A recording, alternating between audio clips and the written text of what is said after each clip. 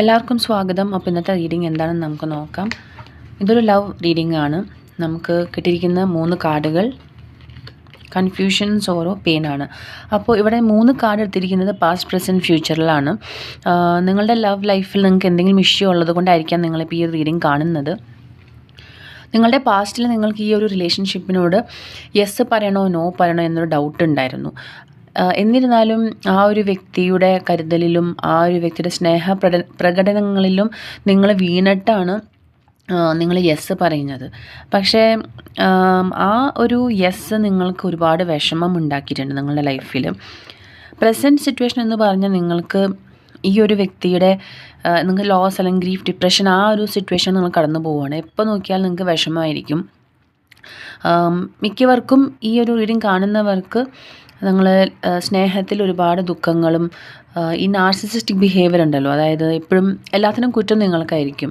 നിങ്ങളുടെ വ്യക്തി എന്ത് ചെയ്താലും, നിങ്ങളെന്ത് ചെയ്താലും, നിങ്ങളുടെ ചുറ്റുവട്ടത്തുള്ള ആൾക്കാർ എന്ത് ചെയ്താലും എല്ലാത്തിനും കുറ്റം നിങ്ങൾക്കായിരിക്കും. അപ്പോൾ ഈ ഒരു റിലേഷൻഷിപ്പിൽ നിങ്ങൾ ഒട്ടും ഹാപ്പി അല്ല. പക്ഷെ നിങ്ങളുടെ വ്യക്തി എപ്പോഴും തിരിച്ച് വന്നുകൊണ്ടിരിക്കുന്നുണ്ട്. അപ്പോൾ നിങ്ങൾക്കൊരു കുറച്ചൊരു നിങ്ങളുടെ വ്യക്തി പറയുകയാണ് ഞാനെല്ലാം ഉപേക്ഷിച്ച് നിർത്തി പോവുകയാണെന്ന് പറയുമ്പോൾ നിങ്ങൾക്ക് ആക്ച്വലി സമാധാനമാവുക ചെയ്യുന്നത്.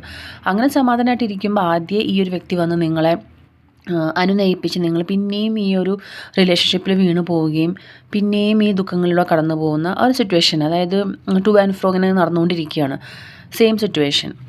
യൂണിവേഴ്സിന് പറയാനുള്ളത്, നിങ്ങൾ ഈ ഒരു റിലേഷൻഷിപ്പ് മുന്നോട്ട് കൊണ്ടുപോവുകയാണെങ്കിൽ നിങ്ങൾക്കവിടെ വേദനകളും പ്രശ്നങ്ങളും അതെങ്ങനെയൊക്കെ മാറി മാറിയെന്ന് പറയാൻ പറ്റില്ല.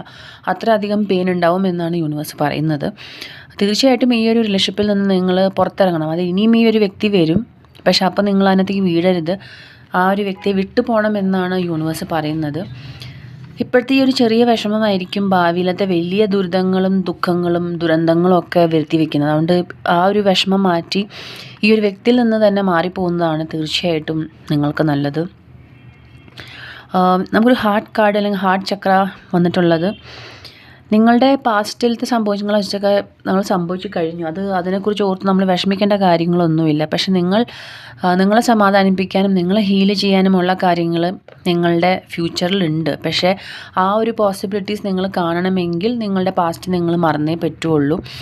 യൂണിവേഴ്സിന് പറയാനുള്ളത് ഒറ്റ കാര്യമേ ഉള്ളൂ, ഇടയ്ക്കിടയ്ക്ക് ഇങ്ങനെ സ്നേഹപ്രകടനങ്ങളും അഭിനയങ്ങളിലൊന്നും വീഴാതെ ഈ ഒരു റിലേഷൻഷിപ്പിൽ നിന്ന് പുറത്തിറങ്ങുന്നതാണ് നിങ്ങളുടെ ആരോഗ്യത്തിനും മാനസികാരോഗ്യത്തിനും ദുരിതങ്ങളും എല്ലാത്തിനുള്ള മുക്തിയും മോചനം നേടണമെങ്കിൽ ഇതിൽ നിന്ന് പുറത്തിറങ്ങണം എന്നുള്ളതാണ് റീഡിംഗ്. എല്ലാവർക്കും ഇത് ഇഷ്ടപ്പെട്ടു എന്ന് വിചാരിക്കുന്നു. വീണ്ടും പുതിയ ഒരു റീഡിങ്ങുമായിട്ട് നമുക്ക് വീണ്ടും കാണാം. താങ്ക്